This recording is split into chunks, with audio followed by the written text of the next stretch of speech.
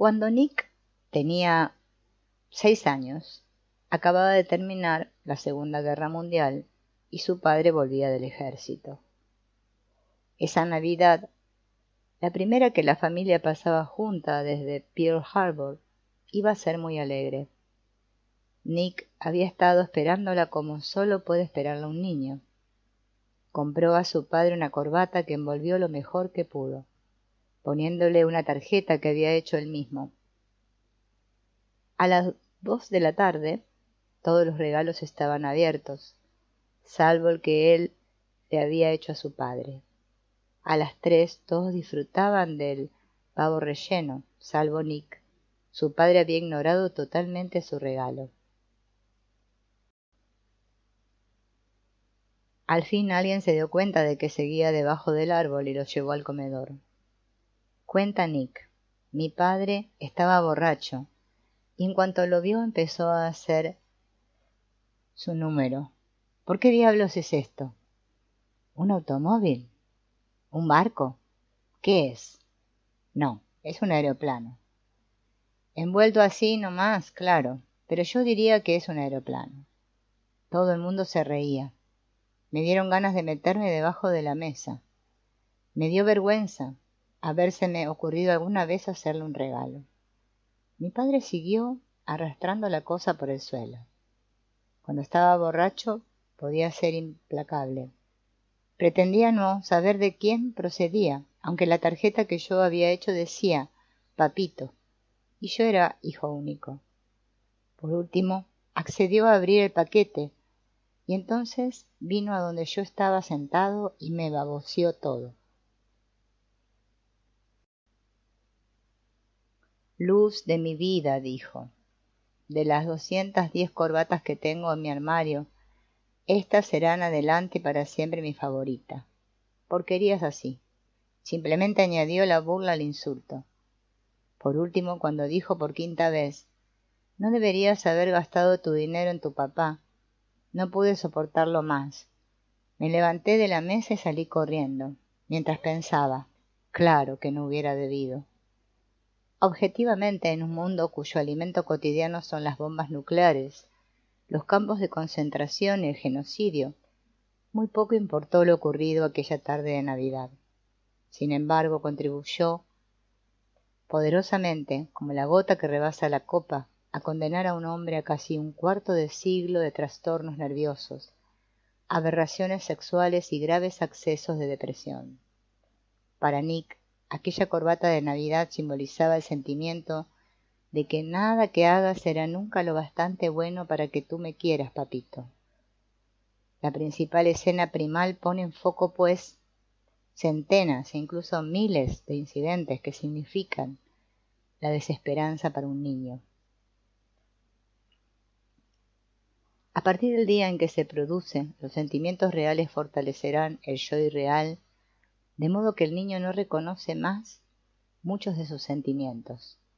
Así, después de la pubertad, Nick disfrazó su necesidad de un padre afectuoso y la sustituyó por fantasías homosexuales.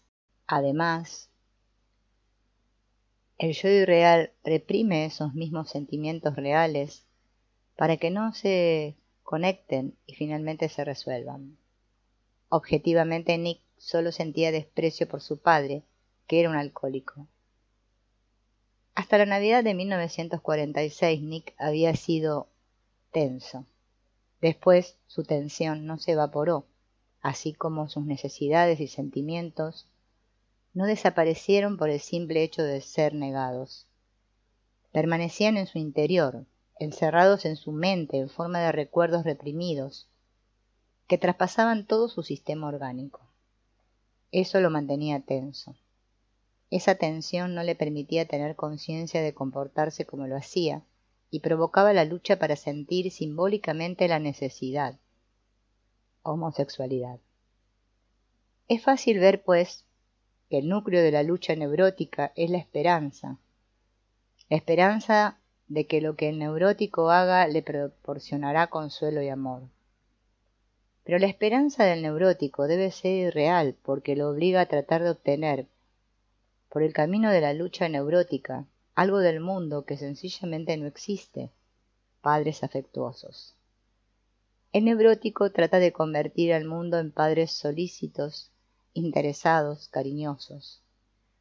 Si realmente hubieran sido personas buenas, afectuosas, la lucha sería innecesaria. Después de las crisis de la principal escena primal, se producen muchos otros miles de experiencias perjudiciales en el curso de la vida familiar. Cada una de ellas ensancha la brecha y ahonda la neurosis. Cada una de ellas vuelve más irreal al niño. Otra de las escenas primales es la de Peter. El padre de Peter, de 4 años, solía pegarle por diversas faltas sin importancia. Peter soportaba las palizas. Pensaba que debía de haber hecho algo terrible para merecerlas y seguía andando. Un día que había salido con su madre se produjo un accidente y el auto familiar quedó arruinado. Cuando Peter y su madre llegaron a casa, el padre estaba esperando furioso. «¿Cómo fuiste tan estúpida?», fue su primera observación. Todavía bajo la conmoción del choque, la madre de Peter se echó a llorar y el padre se enfureció aún más. Por último le pegó y la derribó al suelo de un golpe. El niño se precipitó gritando hacia su padre y lo agarró del brazo, preparado para asestar otro golpe. El padre de Peter lo sacudió brutalmente y lo empujó contra la pared. En aquel momento Peter comprendió que su padre podía matarlo si lo provocaba. A partir de aquel día el niño tenía que vigilar todo lo que decía, cada movimiento que hacía alrededor de su padre. Su infancia se convirtió en una época de terror, porque estaba muy ocupado en apaciguar a su padre, pero aún tenía la posibilidad de recurrir a su madre. Sin embargo, poco después, incapaz de soportar la vida con un marido brutal, la mujer empezó a beber tanto que hubo que enviarla a un sanatorio. Cuando se la llevaron, Peter supo que era el fin, y así fue para su condición de ser humano normal integrado. Durante los 20 años que siguieron, se comportó con todos de una manera simbólica. Lo que hacía era representar el sentimiento de «por favor, no me lastimes, papito», y este sentimiento infectó todos los aspectos de su vida. Veamos otro ejemplo del comienzo de una neurosis como estado del ser que parece inocuo. Sin embargo, es la principal escena primal de Anne. Un día, a los 6 años de edad, a Anne la pescó la lluvia. Una mujer del vecindario la encontró empapada y temblando. Se llevó a la niña a su casa y la calentó junto a una chimenea mimándola. De pronto Anne se sintió rara, extraña, y sin decir una palabra a la buena mujer salió corriendo de la casa y volvió corriendo a la suya bajo la lluvia.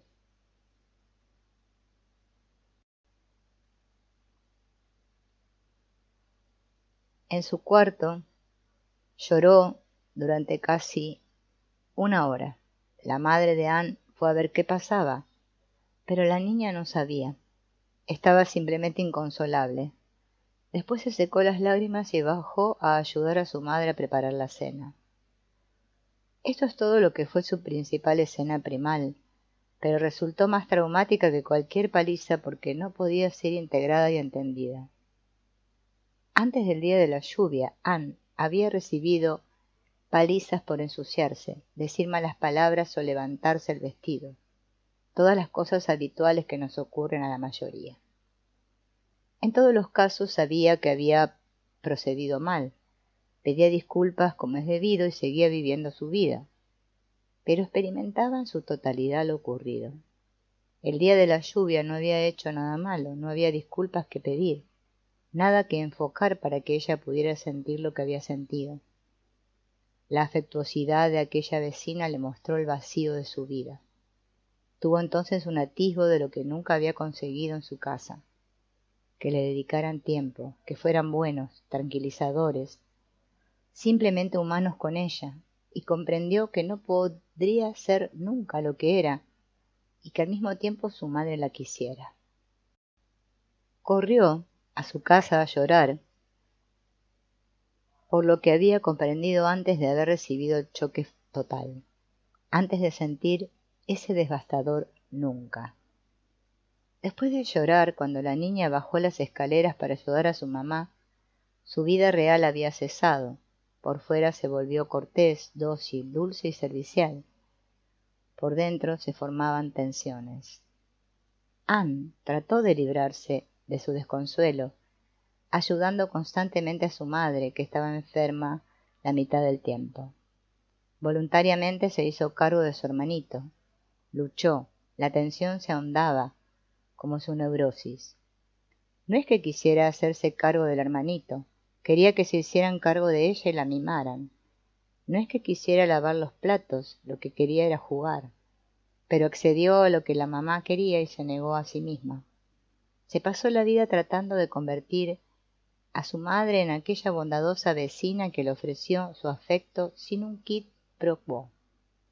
La lucha le impedía sentir la verdad de que su madre nunca sería la persona afectuosa que ella necesitaba. La niña estaba atrapada. Si dejaba de ser dócil y bien educada, haría resaltar el resentimiento de su madre por tener que serlo. Para empezar, la docilidad era para Anne la manera de evitar un rechazo total, de modo que dejaba que la mamá se convirtiera en la niña mientras ella adoptaba el papel de su madre en la vida. Una esperanza irreal le hacía asumir a Anne esa carga. Tenía la esperanza de que algún día habría algo para ella, y entonces luchaba por el amor imaginario de su madre, pero nunca consiguió más que lavar los platos sucios. La escena primal es, pues, un acontecimiento que no es plenamente experimentado, permanece desconectado y sin resolver. Esto no significa que hay solo un momento en nuestra vida en que se produce la neurosis, sino que esa vez, es decir, la principal escena primal, establece un curso inalterable y cada nuevo trauma ensancha la brecha entre el yo real y el irreal. La principal escena primal es el momento en que la acumulación de pequeñas heridas, rechazos y represiones se cuajan en un nuevo estado del ser, la neurosis. Es el momento en que el niño empieza a entender que para poder pasar debe renunciar a una parte de sí mismo. Esta idea, demasiado penosa para ser soportada, nunca llega a la plena conciencia, de modo que el niño empieza a actuar neuróticamente sin un atisbo de reconocimiento de lo que le había ocurrido. Algunas escenas primales pueden ser dramáticas, otras no tienen por qué serlo, como cuando mamá dice: si vuelves a hacer esto de nuevo, te voy a echar de casa. No es la escena como tal, es el significado que tiene para el niño lo que la vuelve destructora. Una amenaza aparentemente insignificante o unos pocos azotes pueden ser subjetivamente tan traumáticos para el niño como que lo manden a un asilo. El yo real y el irreal. Aunque nos referiremos al yo real y al irreal, debemos recordar que son aspectos de un solo yo. El yo real es el verdadero yo, lo que éramos antes de descubrir que no era aceptable para nuestros padres. Hemos nacido reales. Ser real no es algo que tratemos de ser. El caparazón que construimos alrededor del yo real es lo que los freudianos llaman un sistema de defensa. Pero los freudianos creen que los humanos necesitan un sistema de defensa y que una persona sana, bien integrada, es la que tiene el sistema de defensa más fuerte. La persona normal es totalmente indefensa, no tiene un yo irreal. Cuanto más fuerte es la defensa de una persona, más enferma está, es decir, más irreal es. Un ejemplo de la forma literal en que se suprime el yo sensible real es el del yogui que camina sobre carbones encendidos o duerme sobre un lecho de clavos. Todos los días se ven pacientes que se las han arreglado para separarse por completo del sentir, como un paragolpes contra el sufrimiento, y que ya no pueden experimentar sus heridas psicológicas como el yogui no experimenta dolor físico. En algunos momentos el neurótico puede tener una rápida visión de sí mismo. Una enfermedad o unas vacaciones le dejan pocas oportunidades de practicar su lucha y se cae en sí mismo. A veces esto le provoca síntomas psiquiátricos. De pronto se siente despersonalizado, extraño, como si hubiera perdido los móviles de su vida. Esta despersonalización suele ser el comienzo de la realidad, pero como el neurótico cree que esta irrealidad es la realidad, llega a sentir que su yo real es una fuerza ajena. Por lo general se retira a su irrealidad acostumbrada y enseguida sentirá su viejo yo de nuevo. Si pudiera dar un paso más, si pudiera recorrer todo su camino y sentir la realidad de su irrealidad, podría volverse real. En el neurótico, pues, el yo sensible real está encerrado con el dolor original. Por eso debe sentir ese sufrimiento para liberarse. Sentir que el dolor deshace el yo irreal de la misma manera que la negativa del sufrimiento lo creó. Como el yo irreal es un sistema sobreimpuesto, el cuerpo parece rechazarlo como si se tratara de cualquier sentimiento extraño. La presión se ejerce siempre hacia el ser real. Como los padres neuróticos no nos permiten ser reales, elegimos rodeos, es decir, caminos neuróticos para alcanzar la realidad. La neurosis no es más que la manera irreal en que tratamos de ser reales. El sistema irreal es el que deforma el cuerpo, dando por resultado una constricción del crecimiento y un desarrollo menoscabado. Reprime el verdadero sistema endocrino o lo sobreestimula más de lo necesario. Ejerce una tensión indebida sobre diversos órganos vulnerables, determinando estallidos periódicos. En una palabra, el sistema irreal es total. No es simplemente un comportamiento de vez en cuando. Ser neurótico significa no ser totalmente real, de modo que no hay parte nuestra que funcione de una manera regular y normal. La neurosis es tan infinita como la normalidad. Está en todo lo que uno hace. Hay una manera de que el neurótico atraviese la superficie de su lucha simbólica y los sufrimientos que lo impulsan. Es el asalto sistemático al yo irreal que produce en su momento una nueva cualidad del ser, la normalidad, así como los asaltos originales al yo real produjeron un nuevo estado del ser, la neurosis. El sufrimiento se encuentra tanto en el camino de entrada como en el de salida.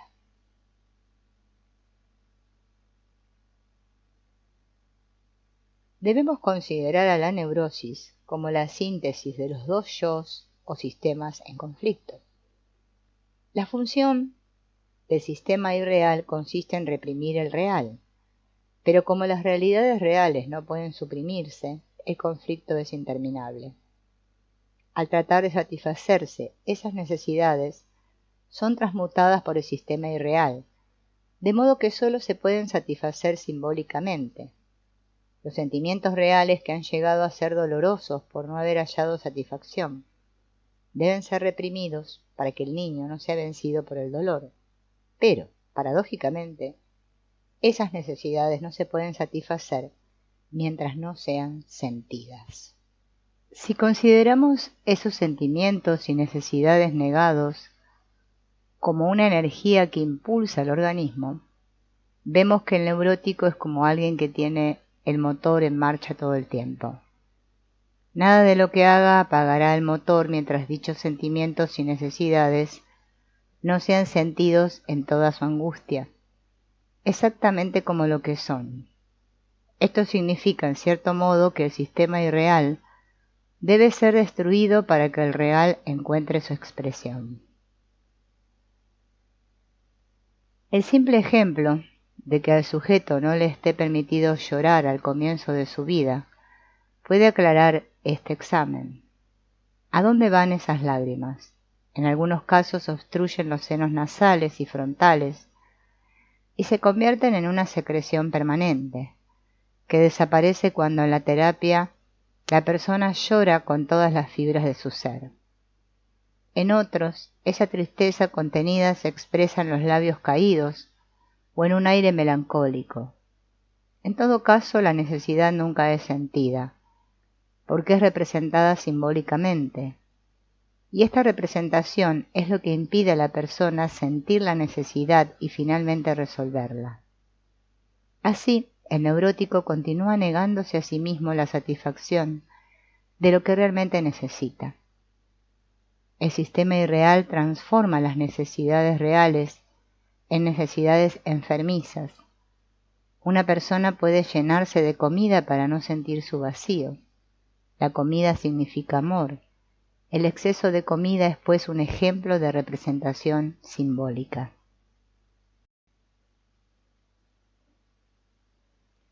Una vez que las necesidades reales se han vuelto enfermizas, no pueden ser satisfechas.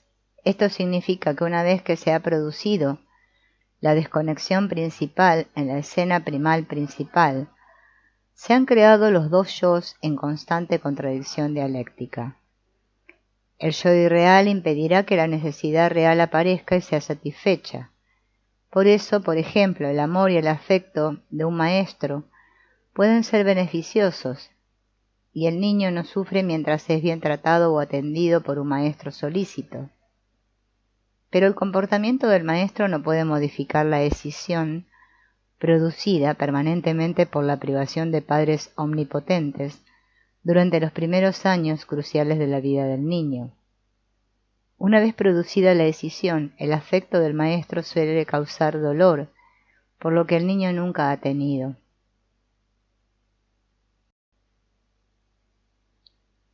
Los dolores primales están desconectados de la conciencia, porque conciencia significa dolor intolerable.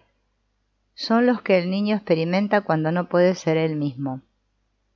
La tensión surge cuando están desconectados de la conciencia. Es el dolor difuso. Es la presión de los sentimientos negados, desconectados, que surgen para aliviarse.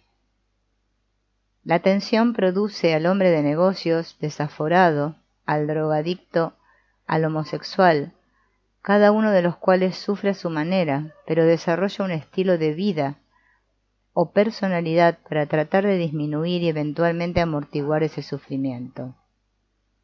El drogadicto suele ser más honesto que cualquiera de los otros dos ejemplos citados. Por lo general sabe que sufre. Los sufrimientos primales son necesidades primales no resueltas. La tensión es el sentimiento de esas necesidades desconectadas de la conciencia. La tensión opera en la mente como incoherencia, confusión y falta de memoria, y en el cuerpo como musculatura tensa y desarreglos de los procesos viscerales. La tensión es el sello de la neurosis. Conduce a la persona hacia la resolución, pero no puede haber resolución mientras no se sientan los sufrimientos primales, es decir, mientras no se los experimente conscientemente. La lucha neurótica es interminable porque esas primeras necesidades permanecen sin resolver. La lucha es la tentativa constante de lograr que el organismo no necesite. Pero esa lucha es la que nos impide sentir el gran dolor de la necesidad real y así resolverla por fin. Una persona puede ser abrazada por docenas de amantes, sin resolver jamás la necesidad de cariño de los padres. Puede disertar ante miles de estudiantes y seguir teniendo una necesidad desesperada de que sus padres lo escuchen y entiendan. Necesidad no sentida que lo llevará a seguir pronunciando infinitas disertaciones. La lucha es insatisfactoria, precisamente porque es simbólica y no real. Cualquier necesidad real o sentimiento contenido que deriva de la relación temprana con los padres debe ser representada simbólicamente en la medida en que no va dirigida hacia ellos. La función de la terapia consiste en ayudar a que la gente sea real, pasando por debajo de la actividad simbólica para llegar a sus sentimientos reales. Esto significa ayudar a que la persona quiera lo que necesita. Un niño que se desarrolla normalmente quiere lo que necesita porque siente esas necesidades. Cuando se vuelve neurótico, sus deseos y necesidades se escinden, porque no puede tener lo que necesita, de manera que quiere lo que no necesita. En un adulto, esto puede manifestarse en ansia de alcohol, drogas, ropa, dinero. Es la búsqueda para aliviar la tensión de necesidades reales no reconocidas. Mas nunca habrá alcohol, drogas, ropa o dinero bastantes para llenar el vacío. El dolor. Es importante saber cómo reaccionamos ante el dolor.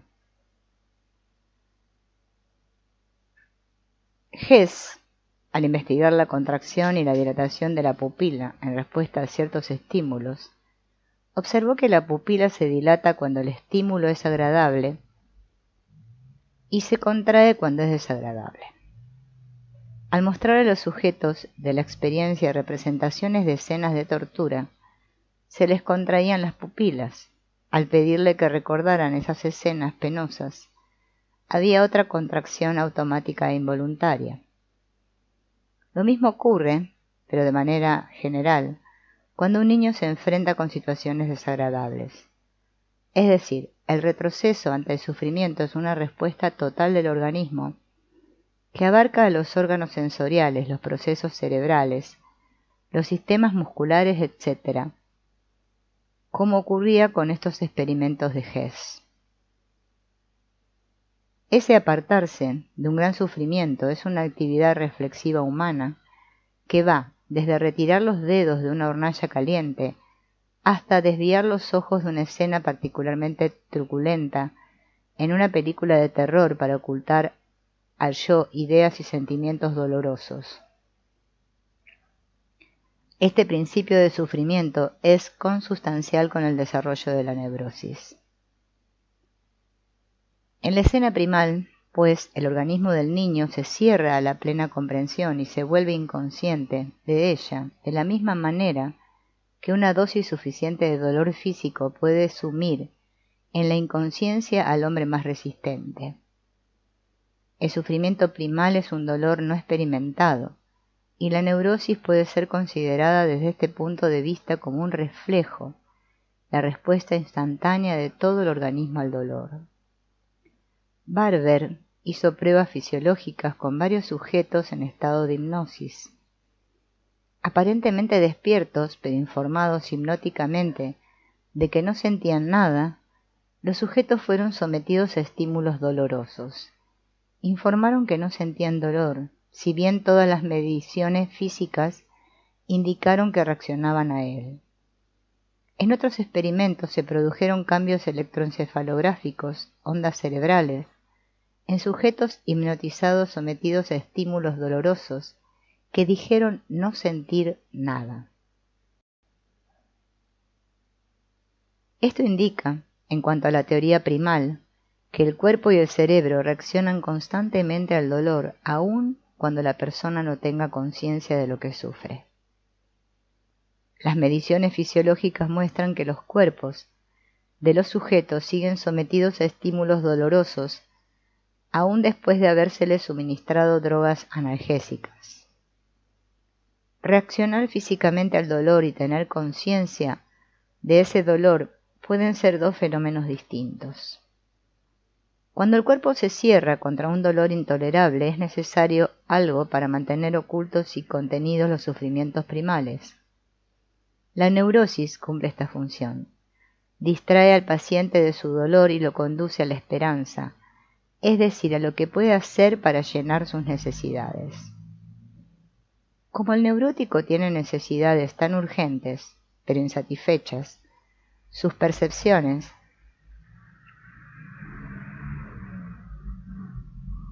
y conocimientos deben ser apartados de la realidad. El concepto del bloqueo del dolor es importante porque el sentimiento es unitario, un proceso total del organismo. Y cuando bloqueamos sentimientos críticos tan amplios como los sufrimientos primales, impedimos nuestra capacidad de sentir. Los sentimientos primales son como una fosa gigantesca de la que emergemos. La neurosis es la tapa de esa fosa. Sirve para suprimir casi todos los sentimientos, tanto de placer como de dolor. Por eso los pacientes que se han sometido a la terapia dicen después que pueden sentir de nuevo, que realmente han sentido placer por primera vez desde que eran niños. Esta noción de una fosa de sufrimiento dentro del neurótico es más que una simple metáfora. Suele ser lo que los pacientes dicen de una u otra manera, que llevan dentro, a todas partes, una fosa séptica de sufrimiento. Por ejemplo, cada vez que el papá le pega al niño, el sentimiento es el siguiente: papá, por favor, sé bueno conmigo, por favor, no me asustes. Pero el niño no lo dice por una serie de razones. Por lo general, está tan encerrado en la lucha que no tiene conciencia de sus sentimientos, y si la tuviera, esa honestidad, ¿me das miedo, papá?, podría asustar al padre tanto que el resultado sería un aumento del castigo. De modo que el niño representa lo que no puede decir siendo más cauteloso y complaciente, menos fastidioso, mejor educado y cortés. Los sufrimientos primales se acumulan uno por uno, en estratos de tensión, que irrumpen buscando alivio. Solo pueden aliviarse mediante la conexión con sus orígenes. No es necesario revivir y conectar cada incidente, pero es preciso sentir el sentimiento general que subyace en muchas experiencias. Cuando el sentimiento se conecta con el papá, el sujeto será bombardeado por un recuerdo tras otro, acumulados en la fosa, de cuando su padre lo asustó. Hay pruebas de la existencia de escenas primales clave, escenas que son representativas de muchas experiencias, cada una vinculada al sentimiento central. El proceso primal consiste en un vaciamiento metódico de la fosa de los sufrimientos. Cuando la fosa está vacía, la persona ha llegado a ser real o está bien. Debajo de los dolores primales se encuentra la necesidad de sobrevivir. El niño hará lo que debe para agradar a sus padres. Un paciente lo explica así: me aparté de mí mismo, maté al pequeño Jimmy porque era brusco, alocado y turbulento, y querían algo dócil y delicado. Maté a mi mejor amigo. Fue un mal negocio, pero era lo único que podía hacer. Como somos seres humanos unificados, el yo real empuja constantemente la superficie y establece aquellas conexiones mentales. Si no hubiera una necesidad intrínseca de completez, el yo real podría ser dejado de lado de una buena vez. Se quedaría apaciblemente dentro de nosotros y nunca haría ninguna tentativa de entrometerse en nuestro comportamiento. Lo que produce la neurosis es la necesidad de ser enteros de nuevo, la necesidad de ser nuestro yo natural. El yo irreal es la barrera, el enemigo que al fin debe ser destruido. Es preciso un esfuerzo considerable de parte del terapeuta para forzar al organismo a experimentar de nuevo esos primeros sufrimientos. Por mucho que el paciente desee mejorar, hay siempre resistencia a experimentar sentimientos dolorosos. En realidad, muchos pacientes temen volverse locos cuando están al borde de sentir esos sufrimientos. El aspecto más significativo de este dolor es que permanece encapsulado internamente, tan prístino e intenso como el día en que empezó. Sigue no tocado por las circunstancias de la vida y las experiencias de la persona, cualesquiera que sean. Pacientes de 45 años experimentan estas heridas tempranas con martirizante intensidad, como si atravesaran la experiencia que puede haber ocurrido 40 años antes, por primera vez. Y en realidad es así. El sufrimiento nunca ha sido plenamente experimentado. Abortó y quedó tapado antes de que pudiera sentirse su impacto total. Pero ese sufrimiento es terriblemente paciente. Nos advierte y recuerda su existencia de varias maneras sutiles, cada día de nuestra vida. Rara vez clama por alivio. Lo más habitual es que el dolor se entrelace con el sistema de la personalidad, de modo que continúe sin ser sentido y en general no reconocido. El sistema neurótico manifiesta, pues, el dolor. Lo hace tan automáticamente porque el dolor debe tener alguna clase de descarga, reconocida o no. La descarga puede aparecer en la perpetua sonrisa que dice, sé bueno conmigo, o en la indisposición física que insiste, cuídame, o en una conducta vocinglera, turbulenta o brillante en una reunión social para decir, préstame atención, papá, cualquiera que sea la posición que un hombre ha alcanzado en la vida, por sobre o madura que sea su defensa. Al rascar un poco encuentro a un niño herido debajo de la apariencia.